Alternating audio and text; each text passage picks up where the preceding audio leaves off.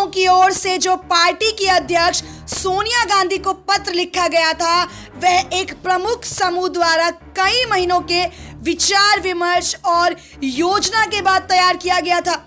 चिट्ठी लिखने वाले नेताओं में शामिल एक दिग्गज नेता ने इसकी जानकारी दी है। कांग्रेस नेता ने कहा कि यह पत्र तैयार करने में 5 महीने से ज्यादा का समय लगा। चिट्ठी में पार्टी में बड़े बदलाव, सामूहिक निर्णय लेने की प्रक्रिया और पूर्णकालिक नेतृत्व की वकालत की गई थी। कांग्रेस नेता ने कहा कि रणनीति सुनिश्चित करने के लिए छोटे समूह में बैठकें आयोजित की गई।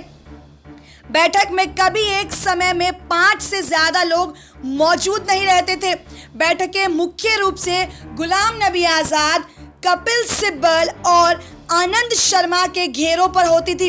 इन नेताओं का काम कांग्रेस को लेकर उनके जैसे समान विचार रखने वाले दूसरे नेताओं से बात करना था। हस्ताक्षर करने वाले इस नेता के मुताबिक इस पर चर्चा इस साल जनवरी में शुरू हुई और मध्य प्रदेश संकट के दौरान मार्च अप्रैल में तेज हो गई।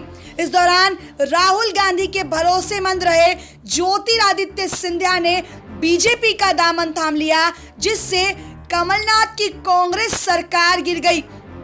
इस घटना से कई कांग्रेस नेता विचलित हुए थे।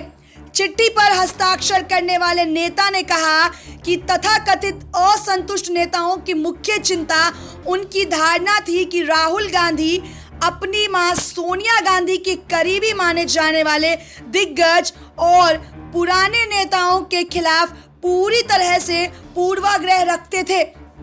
स्थिति को लेकर चिंतित समूह सोनिया गांधी के साथ आमने सामने से बार बार मीटिंग करने के लिए वक्त मांगता रहा, लेकिन जब कांग्रेस की अंतरिम अध्यक्ष सोनिया गांधी ने अपॉइंटमेंट नहीं दिया, इसी बीच चिट्ठी लिखने की योजना बनाई गई।